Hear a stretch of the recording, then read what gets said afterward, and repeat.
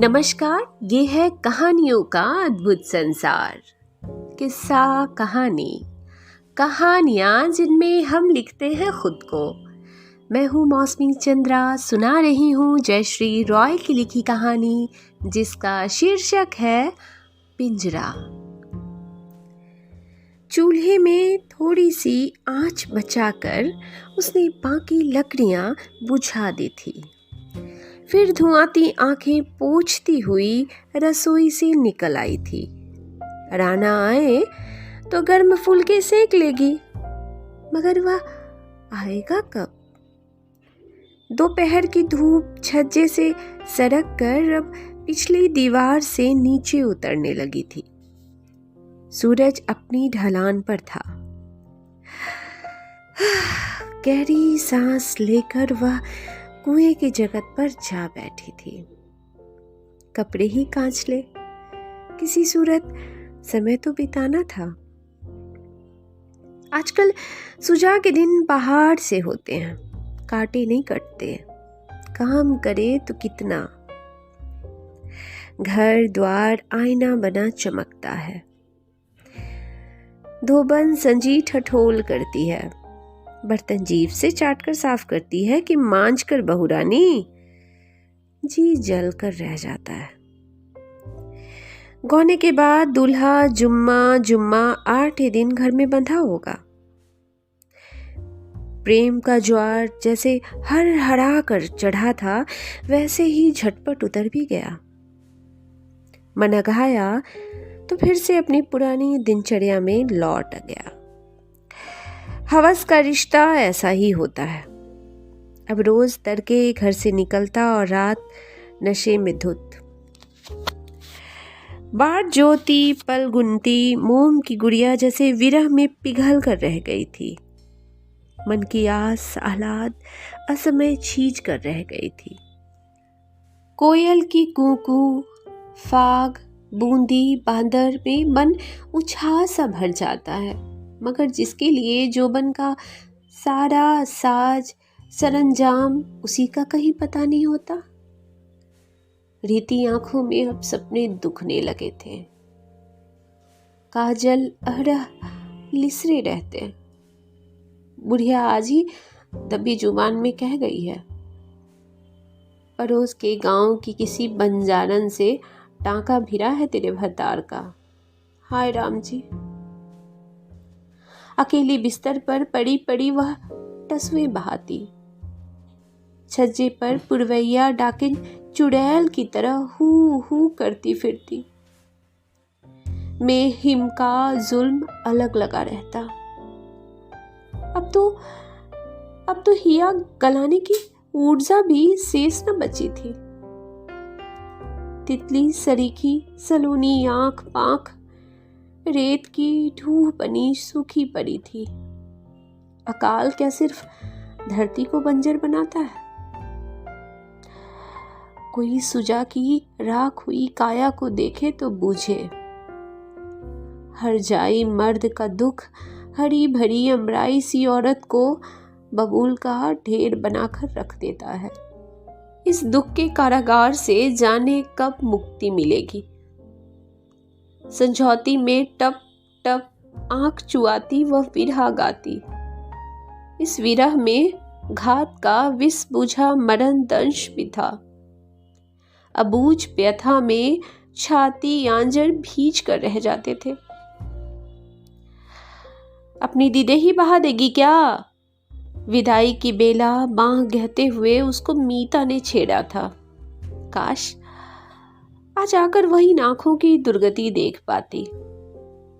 मां के बाद कोई मायका नहीं बचा। इधर ससुराल में जेठ देवर की दुश्मनी। जेठानी सुबह शाम सुना सुना कर पूरे कुनबे का श्राद्ध करती है, तो देवरानी नित दरवाजे पर बच्चे हगा जाती है। उसका जी हलकान हुआ रहता है। गांव वाले भी उन्हीं के तरफ।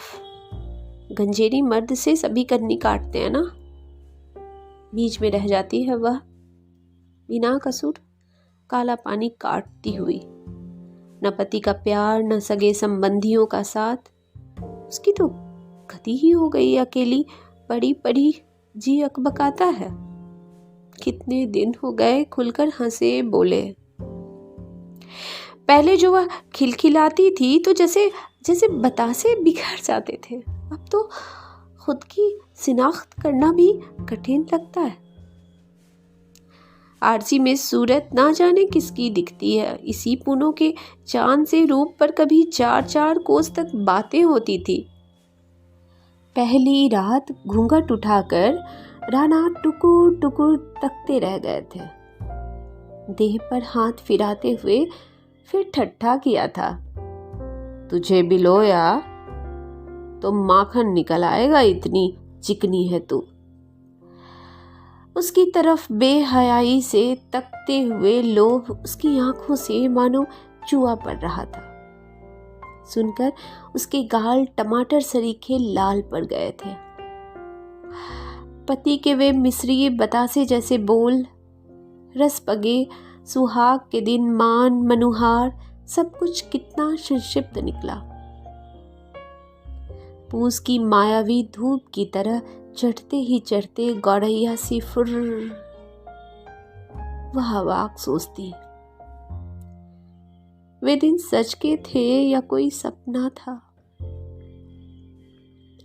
कपड़ों का अंबार धो कांच कर वह छत पे फैला आई थी।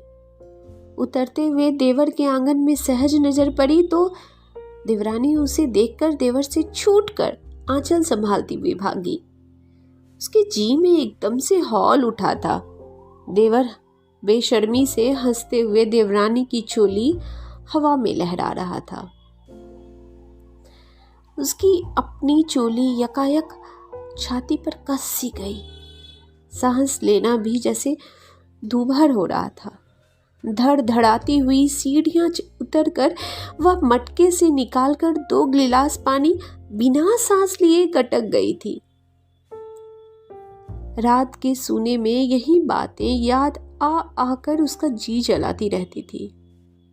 नशे में धुत पति बगल में खर्राटे मारता रहता था और करवटों में उसकी रात हो जाती थी और सुबह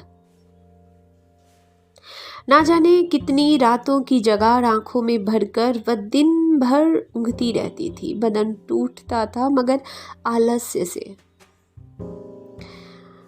बड़ी आज से वह बुढ़वा बाबा के मंदिर वाले पीपल पर मन्नत का धागा बांध आई थी, इस उम्मीद में इस बरस गोद भरे तो निर्जला व्रत करेगी। अब तो वह धागा भी उसकी उम्मीदों की तरह जर्द पड़ गया है। आज तो इसने बड़ी देर कर दी। सुबह खाली पेट निकला है।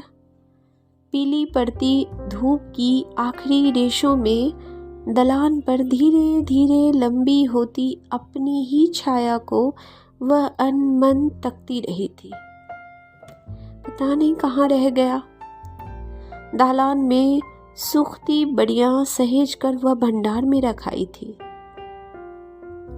ढिबरी भी जलानी थी। संझा बाती के बाद वह गुमसुम बैठ गई थी, आसमान में टिमटिमाते हुए तारों को तकते हुए। संध्या की गहरी नीली उदासी में मन डूबने लगा था। तुलसी चौड़े पर जलते हुए दिए की पीली लौ में दीवार पर ना जाने कैसी कैसी आकृतियां बनने बिगड़ने लगी थी, जैसे भूत प्रेतों का छौ नाच रहा हो। नीम के सफेद फूलों निबोलियों से आंगन पट गया था। कल सुबह उठकर पहले बुहार लेगी। घुटने में थुथनी धसाते हुए उसने सोचा था, ना जाने क्यों मन आज बड़ा शांत हो रहा है। रह रह कर बरामदे में पिंजरे का सुग्गा कभी टें टें करता हुआ अपने पंख फड़फड़ा रहा था तो कभी चोंच से पिंजरे की सलाखों को काट रहा था। सुजा भूली भूली सी उसकी तरफ देखती रही। सांझ का ललछौहा आकाश, घर लौटते पंछियों की सुनहरी कतार से झिलमिला रहा था। चारों तरफ उन्हीं का कचर मचर मचा था। उसकी आवाज से पिंजरे का मिट्ठू जैसे और अधिक बेचैन होता जा रहा था। सुजा को बरबस अपना गांव, बचपन, हमजोलियां याद आने लगी थी। मन में हुक सी उठी। वह कांटा बिंधी मछली की तरह कलप उठी थी। फिर न जाने क्या सोचकर उसने अचानक उठकर पिंजरे का द्वार खोल दिया था।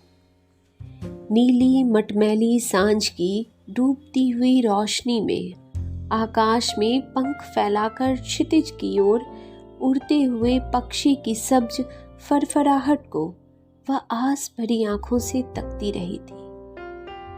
मुक्ति का स्वाद कैसा होता है।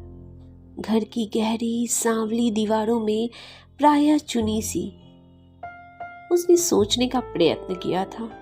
आंखों से बहते हुए पानी का खारापन उसके होठों से होकर जैसे अंतर तक रिसाया था।